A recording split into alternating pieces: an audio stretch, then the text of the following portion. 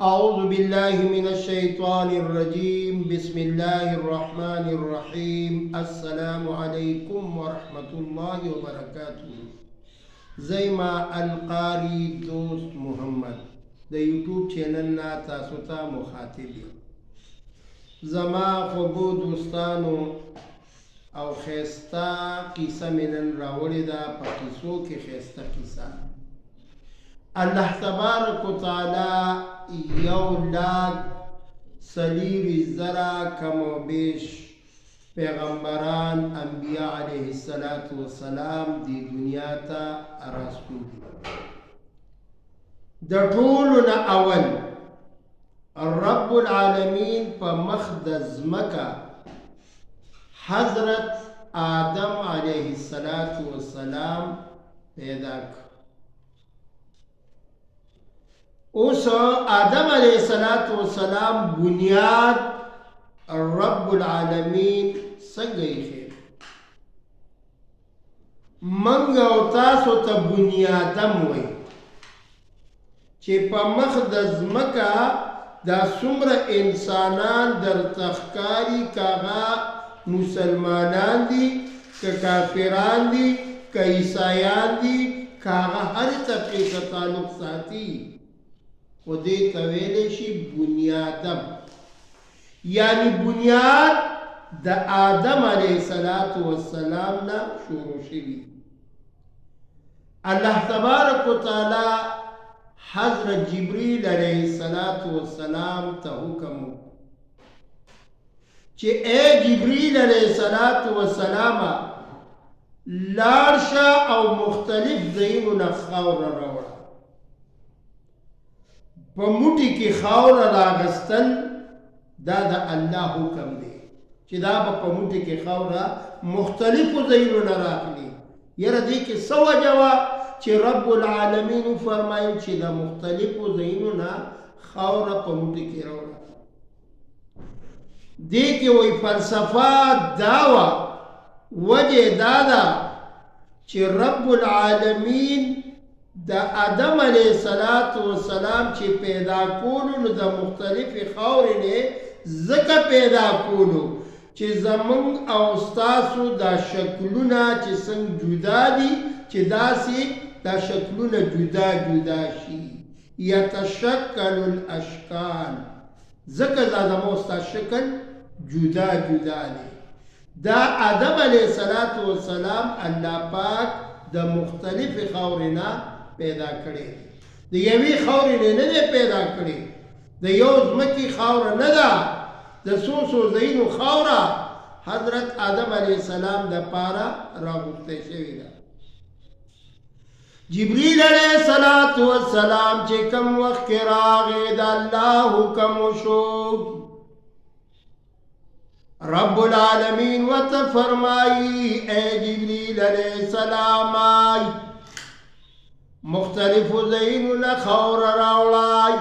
جبریل علیه السلام چې د یو ځای نه خاوره راواغستی چې د دویم ځای نه خاوره راغستله نو هغه ځمکه ورته په ژړا شوه.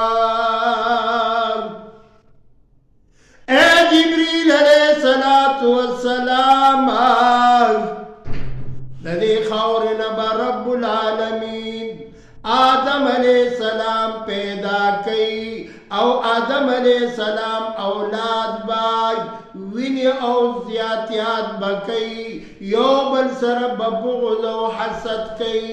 لہذا زمان خور مولا وی جبریل علیه السلام دا خور پری خودلا دویم پرشتے واستولا علا هذا القیاس آغی تم دا قرنزمکی جڑا اکڑلا حتی چی دا اسرائیل علیہ السلام نمبر راغی او اسرائیل علیہ السلام تزمکا پا جڑا شوا. اسرائیل علیہ السلام وتفرمائی دا خویو کرت جاڑی کت او یا کرت مات پا جڑا شے نو رب العالمین ذرا سولے مد اللہ حکم نشم ماتولے که ته ډېره مو جاړې خو د الله حکم دا به زه پوره کوم. نو حضرت اسرائیل علیه السلام د مختلفو غذایونو نه خاوره راوړله. نو رب العالمین حضرت اسرائیل علیہ السلام ته فرمائی چې اے اسرائیل علیہ السلام دا ډیوټي مې هم تا ته حواله کړه، ته به د خلکو نه سهګانې راوباسي، روح به قبض کې. اسرائیل علیہ السلام فرمائی اے رب العالمین،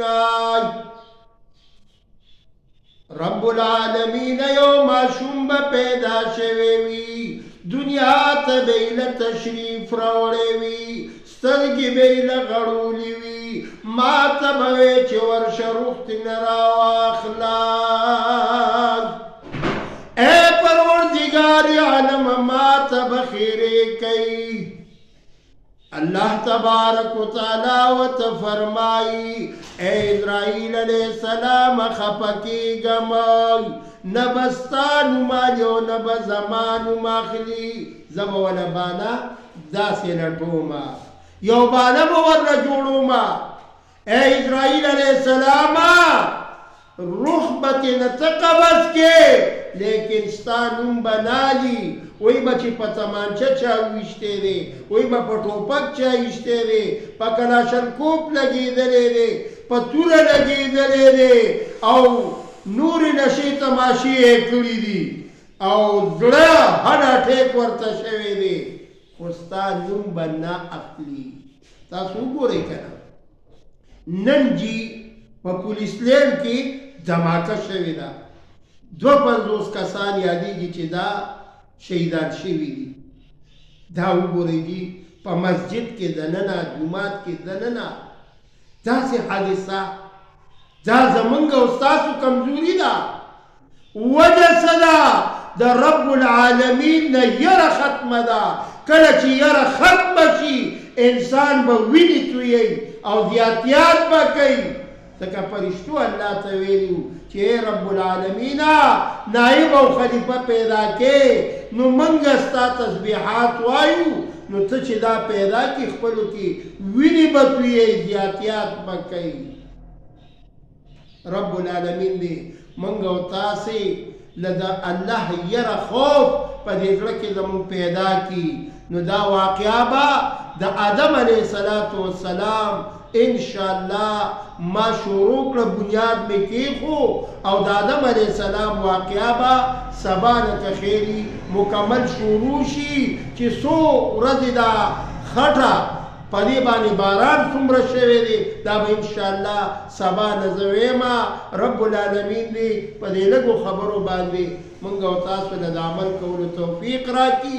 بالخصوص دا نن چې ما کومه وینا وکړه دا کوم شهیدان چې شهیدان شوي دي د دې بابت کې دعاګانې وغواړئ چې رب العالمین یې مغفرت نصیب کی او الله پاک درجات بلند کی او الله رب ذوالجلال دې د داسې حادثو نه موږ او تاسو مسلمانان ټول محفوظ وساتي. وما علینا الا البلاغ.